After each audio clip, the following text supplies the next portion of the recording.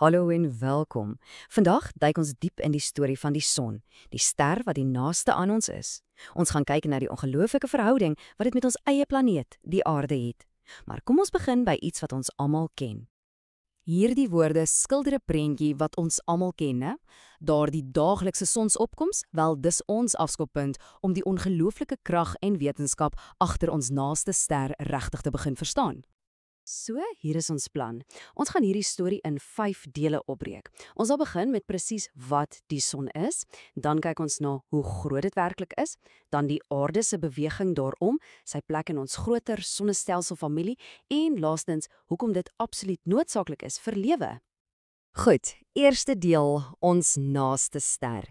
Jy sien, as ons in die nag opkyk, sien ons mos duisende klein ligpuntjies, maar gedurende die dag dan staar net een reusagtige helder ster, die son. So hoekom lyk dit so anders as al die ander? Die antwoord is eintlik doeteensydig. Dit is net soveel nader aan ons. So, waar kom al daardie ongelooflike energie vandaan? Wel, jy kan aan die son dink as 'n reuse kernreaktor in die lug. Dit bestaan hoofsaaklik uit 2 gasse, waterstof en helium.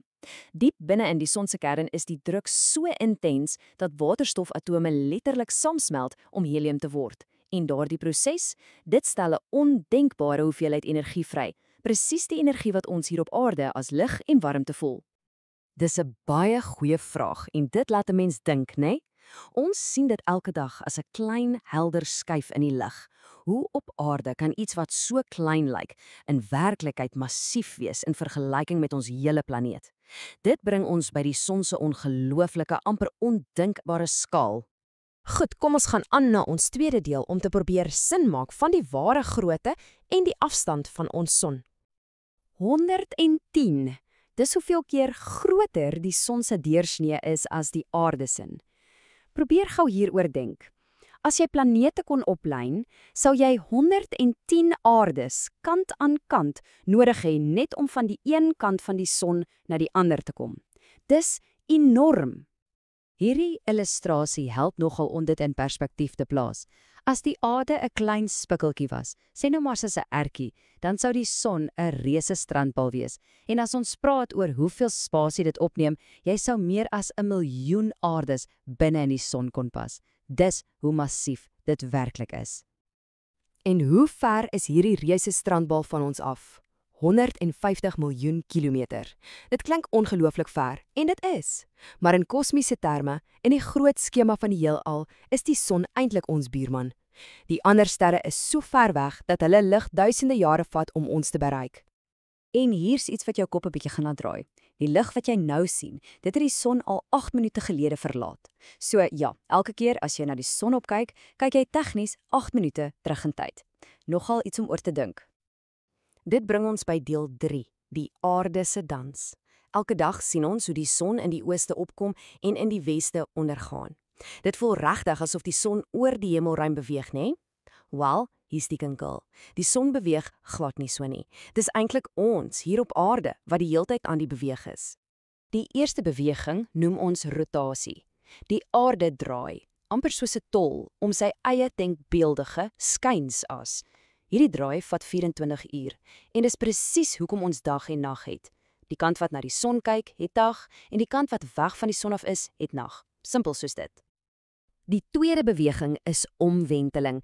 Terwyl die aarde soos 'n tol spin, beweeg dit ook in 'n massiewe sirkel, 'n wentelbaan rondom die son. En daardie volledige reis, dit neem 365 en 'n kwart dae en dis presies wat ons 'n jaar noem. So hoe kry ons dan seisoene? Baie mense dink dis omdat ons partykeer nader aan die son is, maar is nie die hoofvrede nie. Die regte geheim lê in die feit dat die aarde se as gekantel is. As gevolg van hierdie kanteling, kry die noordelike halfrond op 'n sekere tyd van die jaar meer direkte sonlig. Dit is dan hulle somer. Op presies dieselfde tyd kry die suidelike halfrond minder direkte lig en dit veroorsaak hulle winter. Soos die aarde om die son beweeg, ruil hierdie posisies om en so kry ons 4 seisoene. Goed, kom ons zoom nou uit na die groter prentjie, ons sonnestelselfamilie. Die son is soos die anker in die middel en daar's 8 planete, insluitend ons eie, wat almal om hom wendel. Nou hierdie planete word in 2 hoofgroepe verdeel. Eers het jy die binnekringplanete, die 4 wat die naaste aan die son is. Hulle is kleiner en bestaan hoofsaaklik uit rots en metaal. Dan, verder uit, het ons die buitekringplanete, ook bekend as die gasreuse. Hulle is baie groter en bestaan meestal uit gas. En elke planeet is heeltemal uniek. Venus byvoorbeeld is die warmste planeet omdat sy dik atmosfeer hitte soos 'n kombers vasvang. Jupiter, die grootste van almal, het 'n enorme storm wat al vir eeue lank woed.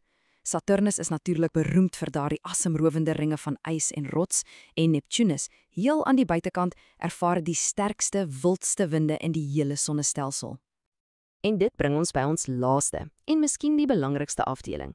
Ons kom nou terug aarde toe om te sien presies hoe die son se perfekte balans van lig en warmte alle lewe hier moontlik maak.